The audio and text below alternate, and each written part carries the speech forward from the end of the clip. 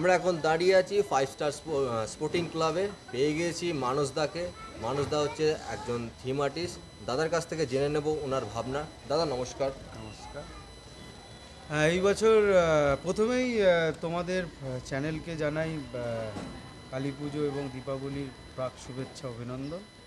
তো এই বছর আমি গিরিশ পার্ক 5 স্টারে যেই কনসেপ্টটা নিয়ে কাজ করেছি তার নাম হচ্ছে আয়োজন। তো আয়োজনটা আমরা বছরের পর বছর বনিদি বাড়ির পুজো থেকে শুরু করে বাড়ির পুজো যেইগুলো হয় সেই পুজোতে কিন্তু আমরা দেখে থাকি। তো এই পুজোয় এই কাজটা করার প্রধান কারণ হচ্ছে এই পুজোর একটা বৈশিষ্ট্য হচ্ছে যে অন্নকূট। এইখানে কালী পুজোর পরের দিন কিন্তু অন্নকূট হয়। এই আয়োজনটা এখানকার মহিলারা মিলে করে। কিন্তু এখন প্রায় সময় আমরা দেখতে পাচ্ছি যে বাড়ির আয়োজনের মধ্যেও কোথাও গিয়ে নাড়ু এখন কিনতে পাওয়া যায়, আলপনা স্টিকার বেরিয়ে গেছে, কোথাও গিয়ে আয়োজনটাও গিয়ে এখন একটা কর্পোরেটের জায়গা হয়ে গেছে। তো এই জলজ্যান্ত একটা বড় একটা অনুষ্ঠান বা এই আয়োজনটা চোখের সামনে হয়, এই বার্তাটাই আমি সবার সাধারণ মানুষের কাছে পৌঁছে দেওয়ার জন্য আমার কাছে। অসংখ্য ধন্যবাদ দাদা। তো জেনে নিলাম মানসদার কাছ থেকে অনেক কিছু কথাই।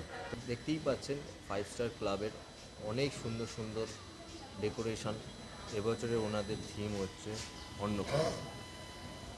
এটা নতুন ধরনের একটা ভাবনা। তো আপনারা আসুন, সবাই দেখুন।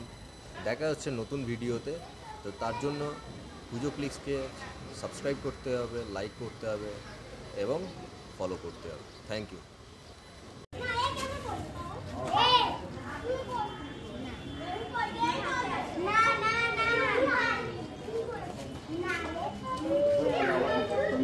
पंडाल